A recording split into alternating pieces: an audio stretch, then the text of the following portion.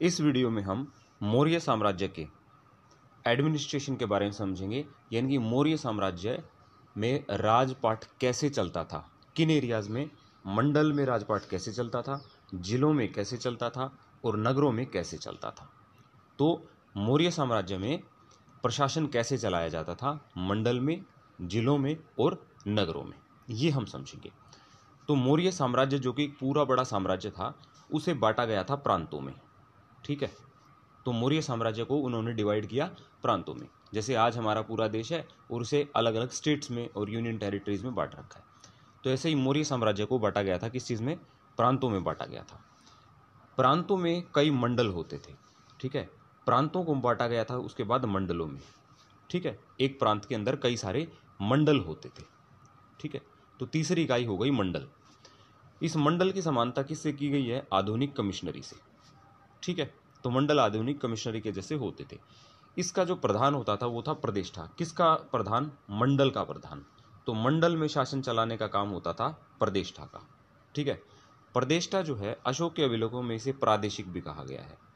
तो अशोक के जो अभिलेख मिले हैं, देखो अशोक के जो अभिलेख मिले हैं वो मौर्य काल के बारे में जानने के काफ़ी अच्छे स्रोत हैं।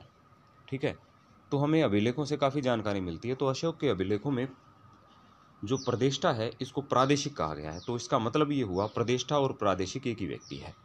ठीक है, जो कि मंडल में शासन चलाता है।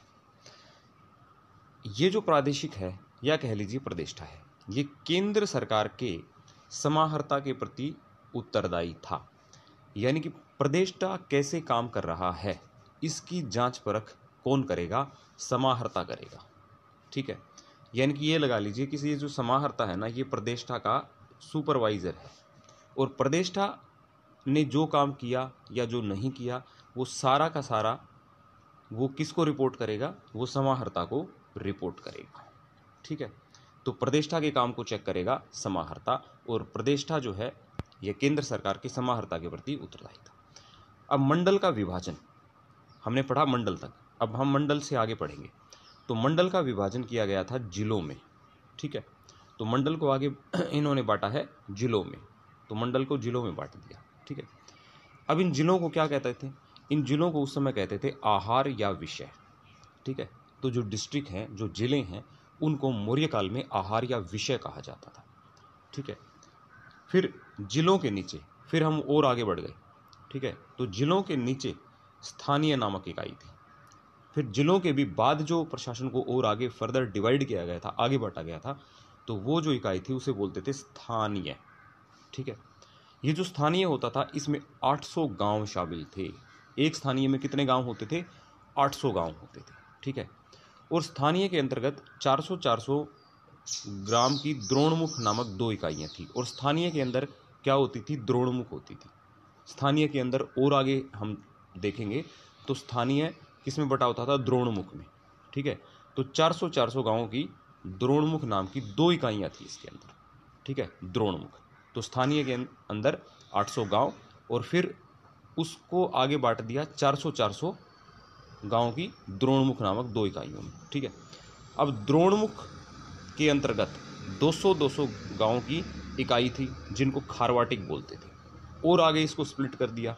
ठीक है, तो ये बांटते जा रहे हैं प्रशासन को, बड़े से छोटे में करते जा रहे हैं धीरे धीरे।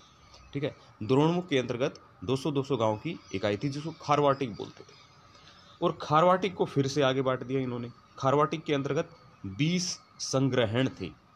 ठीक है, तो खारवाटिक को इसमें इन्होंने किस में बांटा, खारवाटिक को इन्होंने बांटा संग्रहण में, और प्रत्येक संग्रहण में 10 गांव होते थे। तो यानी कि मौर्य साम्राज्य में जो संग्रहण था ये 10 गांव का समूह होता था। तो 10-10 गांव के क्या होते थे, ग्रुप थे। संग्रहण का जो प्रधान अधिकारी होता था वो होता था गोप। तो संग्रहण को जो चलाता था, संग्रहण यानी कि 10-10 गांव के ग्रुप को जो चलाता था उसको गोप बोलते थे, उस अधिकारी को। मौर्य युग में नगरों का प्रशासन, तो अब नगर प्रशासन पे हम आ गए। तो नगरों का प्रशासन कौन करता था, नगर पालिकाएं चलाती थी। नगरों में प्रशासन कौन चलाता था, नगर पालिकाएं। नगर का जो पालन करे वो नगर पालिका।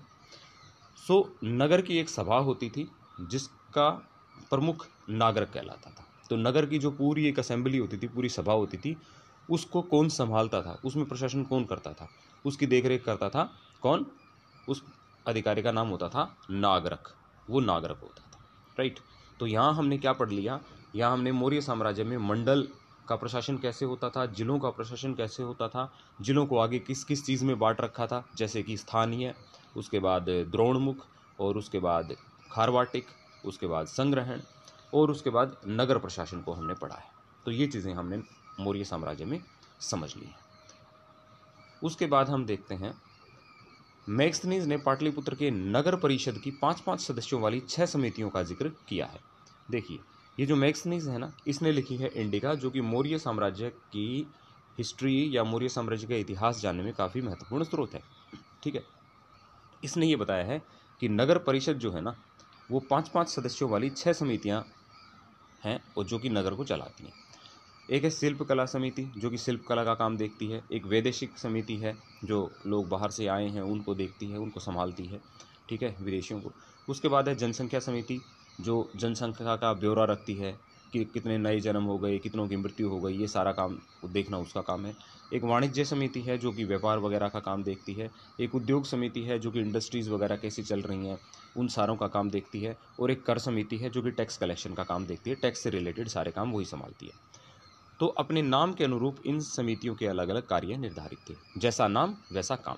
तो शहर में ये 6 समितियां काम करती थी, जिनमें 5-5 सदस्य होते थे। ये किसने दी है ये डिटेल? ये डिटेल दी है मैग्स्थनीज ने, ठीक है। उसके बाद हम बात करें ग्राम प्रशासन की। तो मौर्य साम्राज्य में गाँव में प्रशासन कैसे होता था? तो प्रशासन की छोटी इकाई जो थी ना, जो सबसे छोटी इकाई थी, वो थी ग्राम। अमूमन प्रशासन की सबसे छोटी इकाई यही होती है, ग्राम होती है। तो इसका अध्यक्ष होता था ग्रामणी। तो गांव में शासन कौन चलाता था? ग्रामणी चलाता था। ग्रामवासियों द्वारा निर्वाचित होता था। देखो कितनी कमाल की बात है, उस समय ये व्यक्ति निर्वाचित होता था, यानी कि गांव वाले लोग खुद इसको जो है अपने गांव का मुखिया बनाते थे, ठीक है, उस वोट देके उसके बनाते थे। तो ये निर्वाचित होता था। अर्थशास्त्र में वर्णित ग्राम वृद्ध परिषद में गांव के प्रमुख व्यक्ति होते थे। तो गांव की एक असेंबली भी होती थी, एक वृद्ध परिषद भी होती थी, जिसमें गांव के प्रमुख व्यक्ति होते थे, ठीक है। ये ग्राम प्रशासन में ग्रामणी की मदद करते थे। तो ये आदमी अकेला शासन नहीं करता था। कौन? ग्रामणी। ग्रामणी की मदद करने के लिए एक परिषद भी होती थी। गाँव के जो बड़े बूढ़े लोग थे ना, उनकी एक परिषद होती थी, वो ग्रामणी की मदद करती थी। उसको सलाह देना, क्या काम कब कैसे करना है, वो सारी बातचीत वो सब आपस में बैठ के करते थे, फिर काम होता था।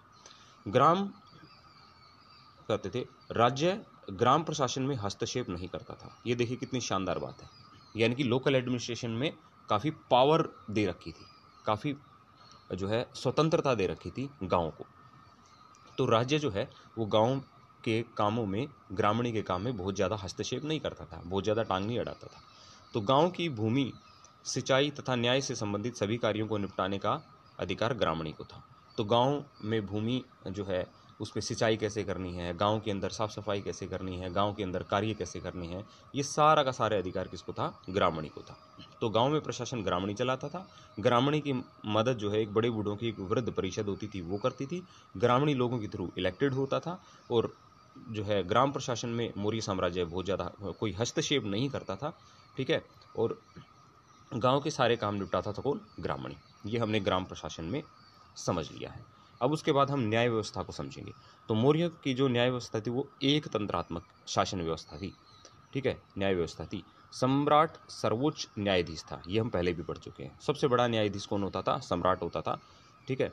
और यहाँ पे न्यायालय किस प्रकार के थे?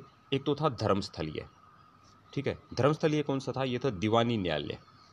दीवानी न्यायालय जो जमीन से संबंधित, जो सिविल जो होते हैं, जो नागरिकों के जो केस होते हैं उनको डील करता है।